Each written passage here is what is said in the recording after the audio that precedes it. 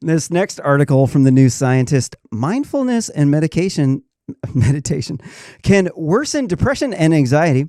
The first systematic review of the evidence on meditation suggests that 8% of people are experiencing negative effects such as depression, anxiety, and psychosis and suicidal thoughts. If you're unaware, there's this little concept called toxic positivity. I would highly recommend that you read all of Robert Greene's book, but he has this one called The Law of Human Nature. Laws of Human Nature. And in that book, Greene talks about toxic positivity. And he also does a much better job of explaining toxic positivity in blog posts that he's using to sell his book, which I usually wouldn't plug for. But you know what? Honestly, I think that there was almost better information in the blog post trying to sell his book than in the book. But the book is epic. There's a group of people out there. Ivory Tower liberals are the worst of them. They're engaging in these really toxic self-help circles. So there's these self-help quote-unquote gurus who are selling people books and conferences, and if they ever fix your problem, then you would not continue to buy the books and the products. So they can never actually fix your problem. So they have to keep you unhappy. And so there's these people engaging in toxic positivity. They're buying all of this nonsense about things like abundance mindset, which abundance mindset sounds like it's good at first, but it's nowhere near as good as the constraint mindset, which we covered on the last show. I'm not going to go into that, but the constraint mindset is a more evolved version of the abundance mindset, in which you utilize constraints, because if you just use the abundance mindset, you will just waste your time, go off on rabbit trails. But they'll tell you, all the self-help gurus will tell you, you just want to do the abundance mindset, because they don't know what the constraint mindset is. Because if they ever told you that, then you wouldn't need them. The constraint mindset is amazing because it's a little bit more like you're trying to put together a product out of like a surplus store. So like you don't just want to pretend like I have an abundance of everything. You have an abundance of very certain things, and you are very constrained on time. This is why the abundance mindset is toxic, is that it makes you think that, one, treating things like abundance is going to actually make life better. No, that's not true. Life is much more interesting when you're poor, actually. When you're forced to do things, you have constraints, you end up with a lot more creative endeavors that go on it. But these people who are working a lot of these fancy jobs, the ivory tower liberals, the white feminists, they are always trying to improve themselves because they want to get a raise at work, and because they have to compete with people with H-1B visas. If you're unfamiliar with H-1B visa people, they're incredibly toxic because they're under constant threat of being deported if they don't meet certain performance metrics. And if because of that, they have to overachieve, and they become some of the most toxic people in the entire workplace. We think that they're all just great, peachy groovy because they're just like doing so good. They're so good at their job. But no, everybody else can't keep up with the H-1B visa people. It's not physically possible. You're not a slave from another country who just only sits around working for the company. That's why they like these H-1B visa people in the highly toxic leftist scum central of Silicon Valley. So toxic positivity is rampant in the STEM community because people are under a lot of stress. I personally was canceled. They didn't like the tone of my voice. I'm a white male. I'm not a Wafrican American, a Wham-Man, or a Kleenex. So I do not get a diversity ticket. In fact, I get the boot while other people get diversity tickets because I have a white privilege. I am a privileged white male. And I'm still trying to figure out exactly what kind of privileges I'm supposed to get as a white male, because at this point in time, I'm getting fired from the workplace. I'm getting targeted for hate and harassment. I'm getting excluded from social circles. My tax money is getting taken from me. Joe Magoo Biden wants to use my tax money to give $15,000 home loans to first-time minority home buyers, as well as business loans to minorities. And they went to make the Federal Reserve talk about race. And I live in Oregon, where there's 1.9% black people. And so I'm sitting here wondering, Mr. Magoo, what are you going to do for me, Mr. Magoo? What are you going to do for the white people of Oregon? I guess they're going to take our federal tax money and they are going to use it to attack white privilege to get people to vote for Democrats. So these are the people who are engaging in the toxic positivity. And if you are not positive, if you are not happy, you are now the toxic one, and they have to get rid of you. They have to cancel you because they don't like the sound, the tone of your voice. They didn't like what you said. They saw what you wrote on Facebook. They think you're a racist, you're a misogynist, you're a xenophobe, you're the boogeyman from MSNBC, the one from the Southern Poverty Law Center that is beating, raping women, locking them up, preventing them from working, voting, and going to school. They're making them wear burqas. They're white supremacist. They're white nationalist because they want to enforce the immigration policies so that the future children of America can maintain their control over America as opposed to the immigrants. But you have to understand that these tech companies are run by immigrants. They're owned by immigrants. Their investors are immigrants. They're from other countries. So what they're trying to do is they are trying to manipulate you in order to bias everything towards their in-group. You have to look at what people do, their motivations, from a standpoint of what do they get from a benefit.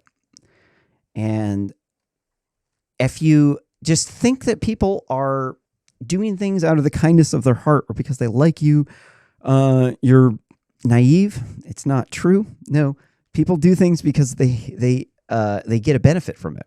They might think they're doing something to be nice, but in reality, they want you to like them so that they can get something in return. This thing might be as simple as they don't have a lot of friends and they need a friend. And so it's a very, what do I say?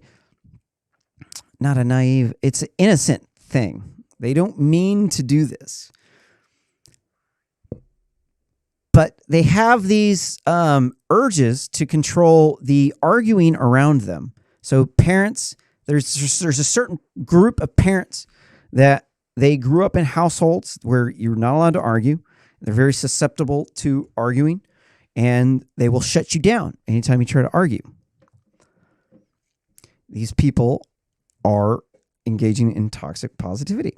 And the reason why is because they're taking an element of behavior of controlling a child, and then they're taking it into a context with adults and utilizing the controlling behavior of children, or the behavior of controlling children, utilizing that on adults, in which case that becomes toxic positivity. So these people are actually having a very, very high suicide rate right now. So we do have to be very kind to these people, because right now there is a suicide epidemic going on. In this next article from the New York Post, 1 in 4 young adults in the U.S. contemplated suicide during the pandemic. Over the last month, according to new government data that paints a bleak picture of mental health issues stemming from the coronavirus pandemic.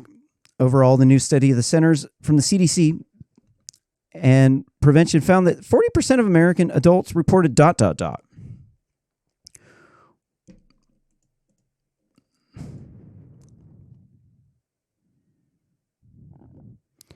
reported experiencing mental or behavioral challenges tied to COVID crisis and measures including social distancing and staying at home orders.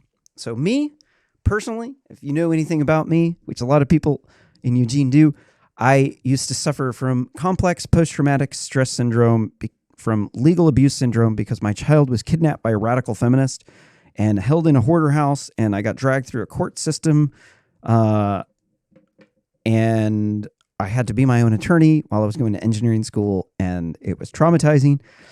I had to debate in front of mirrors and be my own attorney, and learn how to be an attorney. I got a great amount of respect for the English common law system and our court system by learning how the Constitution works and the Bill of Rights and how the separation of powers and how the court systems and the appeals system, all of that works.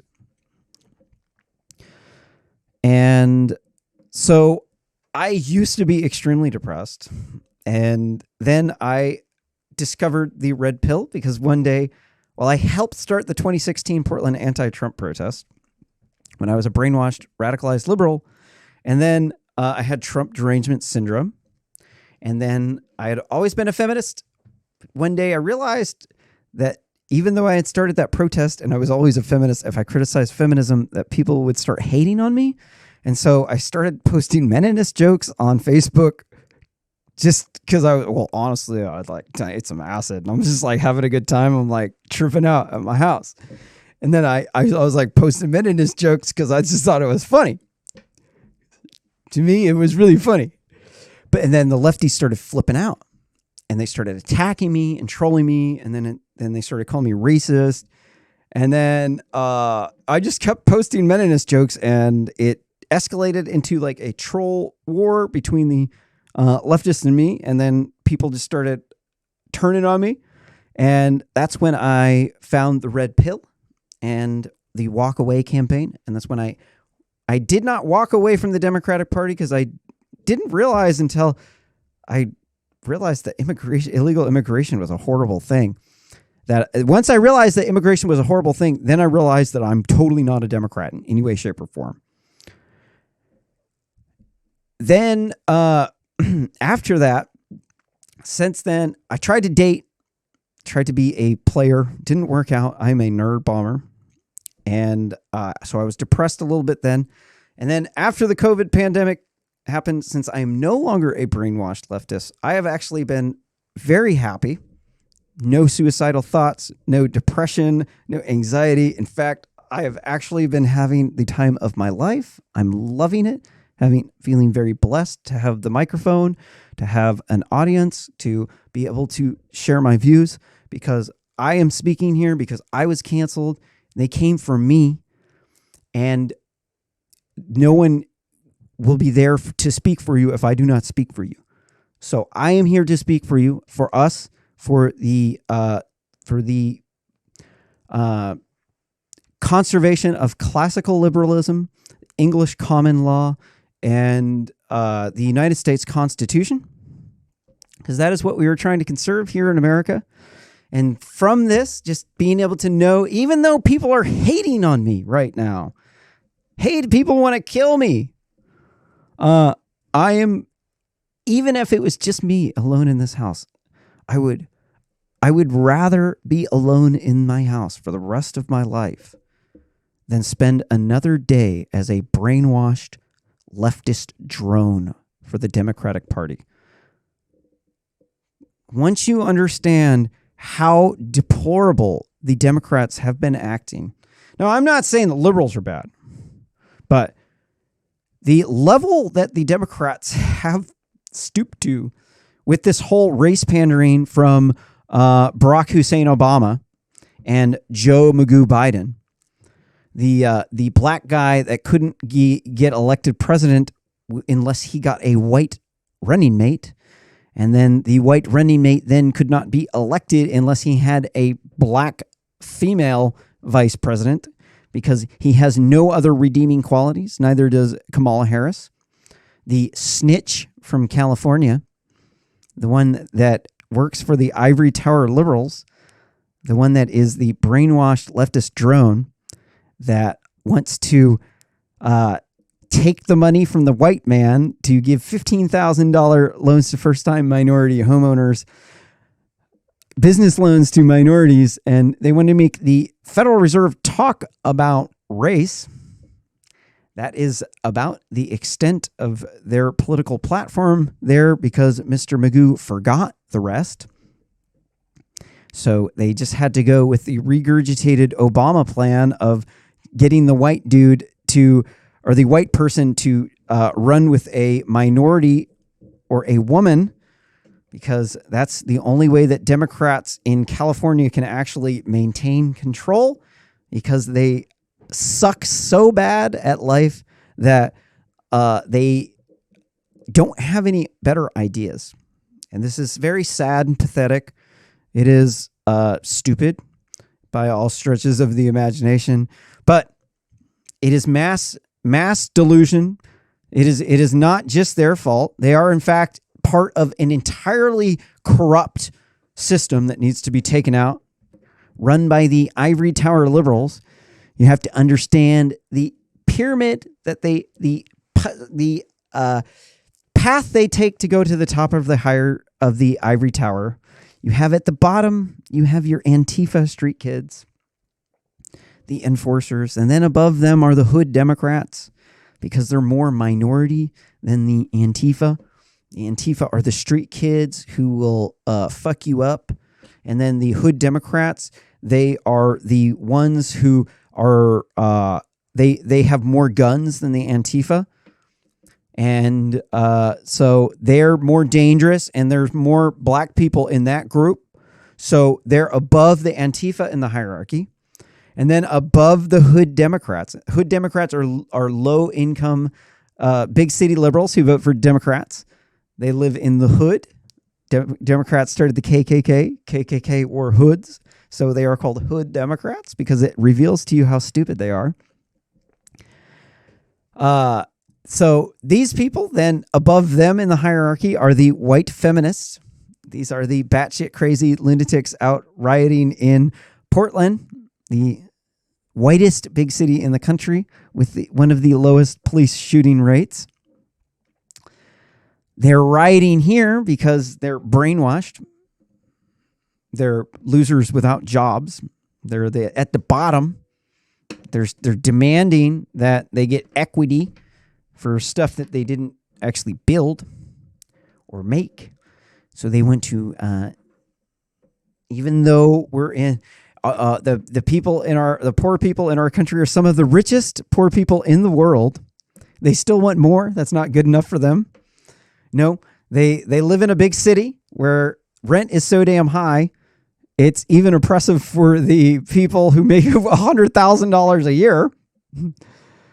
And they say they're oppressed because they fell at the bottom of the hierarchy in the big city, and that it's the white man's fault. It's the African Americans and the Wham-Man and the Kleenex have been oppressed by the white man. The white supremacist has turned them into a beta male. So they are beta as fuck. And I am the alpha to them. I am the threat because they are so beta. It makes me look alpha. And they wonder why they're depressed. I have no doubts as to why these people are depressed. They're depressed because there are African Americans, women, and they need Kleenex because they can't get elected without the Kleenex. The Latinx. Because the white savior said it's racist to call it's sexist to call the Latinos because some reason Latinas don't want to be called Latinos. I don't. So, because the white savior said that you cannot be called Latinos, now you are now Kleenex, because Latinx just sounds just like Kleenex. And they fit in great with the African Americans who say, wah, wah, wah, this is not fair. I demand that Uncle Sam buy me a wham burger and a side of cries. Yeah, I need wine on my food stamps because I'm entitled, because I'm a princess, a white feminist, African American. So, as you can see, it's a lot funnier when I sit up here and I actually make fun of these people, as opposed to being a whiny butthurt loser complaining about how I'm a loser socialist stuck on food stamps at my mom's house living on welfare. It's actually true. Yeah. Hey, making it look pretty good, huh?